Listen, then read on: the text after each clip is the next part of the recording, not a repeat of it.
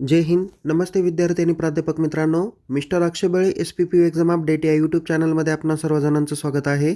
आत्ताच्या व्हिडिओमध्ये आपण ज्या महाराष्ट्र CET सेल अंतर्गत ज्या काही परीक्षा घेतल्या जातात तर त्या परीक्षेचं हॉल तिकीट कशा पद्धतीने डाउनलोड करायचं आणि परीक्षेसंदर्भात काही महत्त्वाचे इन्स्ट्रक्शन आहे ते देखील आपण या व्हिडिओमध्ये बघणार आहोत. त्यामुळे विद्यार्थी मित्रांनो, हा व्हिडिओ शेवटपर्यंत नक्की बघा. आवडल्यास या व्हिडिओला लाईक करा, शेअर करा. अधिक माहितीसाठी आपण आपले टेलिग्राम चॅनलमध्ये सहभागी व्हायला विसरू नका, जिथे तुम्हाला परीक्षेसंदर्भात सर्व महत्त्वाच्या अपडेट या दिल्या जातात. चला तर मग विद्यार्थी मित्रांनो, सुरुवात करूया की CET एक्झामचं हॉल तिकीट कशा पद्धतीने डाउनलोड करायचं. बघा विद्यार्थी मित्रांनो, मी CETचं हॉल तिकीट डाउनलोड करण्याची जी काही लिंक आहे ती आपल्या डिस्क्रिप्शन बॉक्समध्ये दिलेली आहे, किंवा मी या ठिकाणी माझा जो काही SPPUचा एक्झाम अपडेटचा ग्रुप आहे त्या ग्रुपला पण दिलेली आहे आणि टेलिग्राम चॅनलमध्ये पण दिलेली आहे. सिम्पली तुम्ही काय करायचं, त्या लिंकवर क्लिक करायचं. लिंकवर क्लिक केल्यानंतर इथे तुम्ही महाराष्ट्र CET सेलच्या ऑफिशियल वेबसाईटला तुम्ही जाता. या ठिकाणी तुमचा रजिस्टर मेल ID हा जो तुमचा युजर नेम आहे तो तुम्हाला टाकायचा आहे आणि तुम्हाला इथे पासवर्ड टाकायचा आहे. जो इथे युजर नेम पासवर्ड टाकून तुम्ही साइन इन या बटनावर काय करायचं आहे, क्लिक करायचं आहे. ऑलरेडी ज्या विद्यार्थ्यांनी परीक्षा फॉर्म भरलेला आहे CETसाठीचा आणि त्याची फी पेड केली त्याच विद्यार्थ्यांना इथं युजर नेम आणि पासवर्ड टाकता येणार आहे आणि लॉग इन करून पुढे जाता येणार आहे. ज्या विद्यार्थ्यांनी ऑलरेडी लॉग इनच केलेलं नाही किंवा फॉर्मच भरलेला नाही त्या विद्यार्थ्यांचं हॉल तिकीट येण्याचा काही प्रश्न येणार नाही. आपण इथे युजर नेम आणि पासवर्ड टाकूया आणि साइन इन करूया.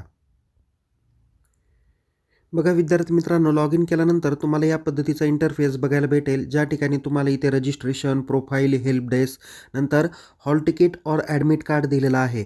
त्याच्यानंतर objection tracking, then score card, then CAP आणि नोटिफिकेशन असे महत्त्वाचे इन्स्ट्रक्शन दिलेले आहे. आपल्याला आता काय करायचं आहे, हॉल तिकीट डाउनलोड करायचं आहे. सो या ठिकाणी या टॅबवर आपल्याला काय करायचं, क्लिक करायचं आहे. ओके, टॅबवर क्लिक केल्यानंतर इथे तुम्हाला काही महत्त्वाचे पॉईंट्स दिसतील. बघा आता टेक्निकल एज्युकेशनमधले जे काही कोर्सेस आहे UG आणि PG त्यांचे हॉल तिकीट डाउनलोड झालेले नाही. ॲग्रिकल्चर एज्युकेशन रिलेटेड जेवढे काही अभ्यासक्रम आहे त्यांचे देखील इथे हॉल तिकीट डाउनलोड झालेलं नाही, म्हणून इथं नो एनरोलमेंट फाउंड असा मेसेज येईल.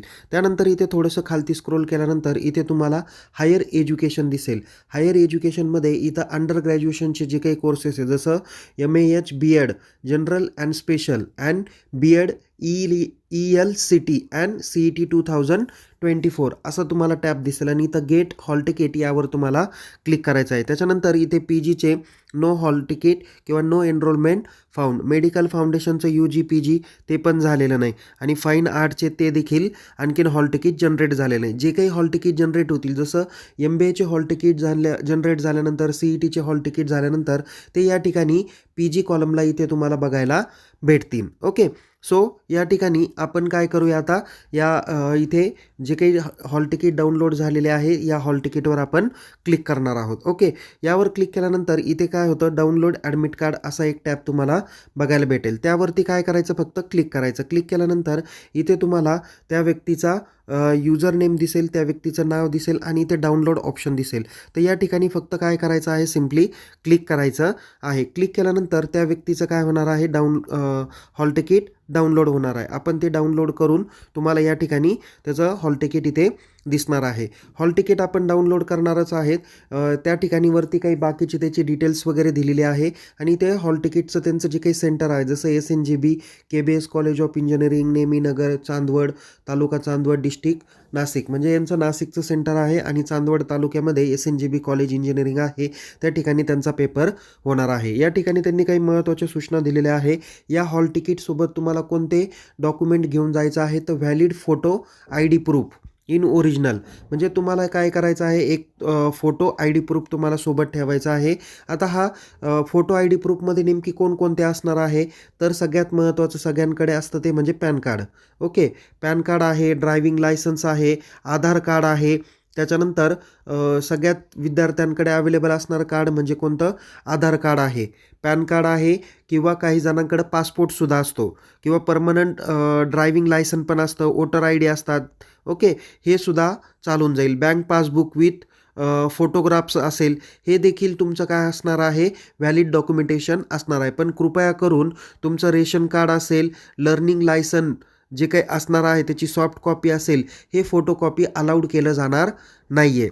ओके. या डॉक्युमेंटची काय करायची आहे, तुम्हाला प्रिंटआउट काढायचे आहे आणि हे परीक्षा हॉल सेंटरला बिफोर 1 तास अगोदर तुम्हाला तिथे जायचं आहे. जिथे तुम्हाला गेट पास जो काही सांगितलेला असेल, म्हणजे गेटचं टायमिंग जे काही दिलेलं असेल त्या टायमिंगच्या 1 तास अगोदर तुम्ही त्या ठिकाणी गेलं पाहिजे. जे विद्यार्थी हँडिकॅप किंवा PWD कॅन्डिडेट्स आहे त्यांच्यासाठी हा डिक्लेरेशन फॉर्म असणार आहे. त्यांनी तो काय करायचा आहे, भरायचा आहे. जर तुमचा इथे फोटोकॉपी, सिग्नेचर आणि ऑदर जे काही डेट ऑफ बर्थ, जेंडर यामध्ये काही करेक्शन असेल तर त्यासाठी तुम्हाला हा 2 नंबरचा फॉर्म डाउनलोड करून तुम्हाला भरून त्या ठिकाणी द्यायचा आहे. या ठिकाणी कॅन्डिडेटला काही महत्त्वाचे इन्स्ट्रक्शन दिलेलं आहे. नंबर 1 की कॅन्डिडेटनी परीक्षापूर्वी अर्धा तास अगोदर किंवा 1 तास अगोदर गेट क्लोजिंग टायमिंगच्या अगोदर जाणं अपेक्षित आहे. गेट क्लोज झाल्यानंतर तुम्हाला एक्झाम सेंटरमध्ये घेतलं जाणार नाही. दुसरं, तुम्हाला जी काही परीक्षा होणार आहे ती कम्प्युटर बेस्ड टेस्ट होणार आहे. त्यामुळं तुमचा जो काही युजर नेम असणार आहे तर युजर नेम हा तुमच्या आत्ताच्या हॉल तिकीटमध्ये दिला गेलेला roll number, okay, roll number हा तुमचा युजर नेम असणार आहे आणि पासवर्ड हा जो काही असणार आहे ते तुमची डेट ऑफ बर्थ असणार आहे. जसं एखाद्या विद्यार्थ्याची 20/05/1999 असेल तर त्यांनी या पद्धतीने मेन्शन करायची आहे. ओके. सो हा झाला तुमचा काय, युजर नेम आणि पासवर्ड. आणि युजर नेम पासवर्ड टाकल्यानंतर समोर स्क्रीनवर तुमचंच नाव आणि डिटेल्स येते का नाही ते तुम्ही खात्रीपूर्वक बघितली पाहिजे. तुम्ही हॉल तिकीटसोबत तिसरी महत्त्वाची सूचना दिलेली आहे. हॉल तिकीटसोबत एक ID प्रूफ तुम्हाला कंपल्सरी बाळगायचा आहे. चौथा आहे, candidate opted to scribe shall bring to the duly fill prescribe प्रो फार्मा और डिसॅबिलिटी सर्टिफिकेट्स. जे मी मागाशी 2 सर्टिफिकेट सांगितलं होतं, जे विद्यार्थी हँडिकॅप किंवा PWD मधले असतील त्या विद्यार्थ्यांनी तो फॉर्म भरून देणं गरजेचं आहे. ब्राउचर्स गिविंग इन्फॉर्मेशन और instruction about the nature of examination is available on website of state CET cell. Please download the brochures, okay, and read carefully. तुम्हाला जे काही सूचना आणि इन्फॉर्मेशन जे काही दिलेलं आहे ते ऑलरेडी वेबसाईटला दिलेलं आहे, ते तुम्ही डाउनलोड करू शकता. You must bring a ball point pen with you and you have to sign the attendance sheet in a presence of the invigilator, किंवा ज्याला आपण सुपरवायझर म्हणूया, त्यांच्या देखत तुम्ही बॉल पेनानी, ओके, काय केली पाहिजे, साईन केली पाहिजे. त्याच्याकरता तुम्ही एक ब्ल्यू पेन तुम्ही सोबत कॅरी ठेवला पाहिजे. नंतर आहे, the fact of that hall ticket shall be issue does not imply to the your candidate have been finally clear in state authority. आता शक्यतो तरी असं होणार नाही आहे की तुम्ही ऑलरेडी जी माहिती भरली त्याच्यामध्ये काही करेक्शन असणार आहे, त्याच्यामुळं आपण हा 7 नंबरचा पॉईंट नीट कन्सिडर करणार नाही. 8 नंबर सांगितलेलं आहे, your response that is answer will be analyse with other candidates do detect pattern of similarity in right to wrong answer. So if a analytical procedure is adopted then it is regarded in a unfair or conducted that the response have been shared and score obtained are not genuine and valid. So your candidature may be cancelled and or with the result withheld. बघा, म्हणजे शक्यतो तरी copy केस करण्याचा प्रयत्न करू नका, एकमेकांचे उत्तर बघण्याचा प्रयत्न करू नका. जर का तसं आढळलं तर आपल्याला या पेपरमधून बार करून देण्यात येईल आणि आपला रिझल्ट हा होल्ड ठेवला जाईल. You must report the examination venue 30 minutes before the time of printed as on hall ticket. So candidate arriving late will not be permitted to appear for the online examination. बघा, बहुतेक विद्यार्थी काय करतात, एक example सांगतो. Suppose जर का तुमची 9 वाजता एक्झाम असेल तर विद्यार्थी काय करतात, 9 वाजता घरून निघतात. असे सुद्धा काही महाभाग असतात आणि पेपरला गेट क्लोज झाल्यानंतर ते येण्याचा प्रयत्न करतात. तर तुमची एक चूक तुमचं पूर्ण वर्ष वाया घालू शकतं. तुम्हाला ॲटलिस्ट या CETमध्ये 1 जरी मार्क पडला तरीसुद्धा तो व्हॅलिड असणार आहे तुम्ही एखाद्या कॉलेजला प्रवेश घ्यायला. पण जर का तुम्ही CETच दिली नाही, जर का त्याच्यात ॲपियरच झाला नाही तर तुम्हाला पूर्ण वर्ष वाया जाण्याची शक्यता असते. Okay.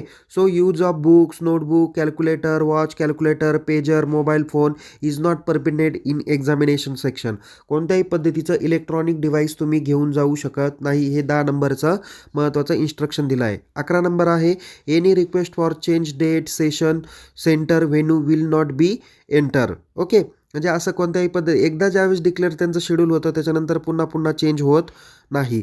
So the possibility of occurrence in sub problem in administration of the examination so cannot be rule out of the comply with may effect in test delivery and so the result will be being generated.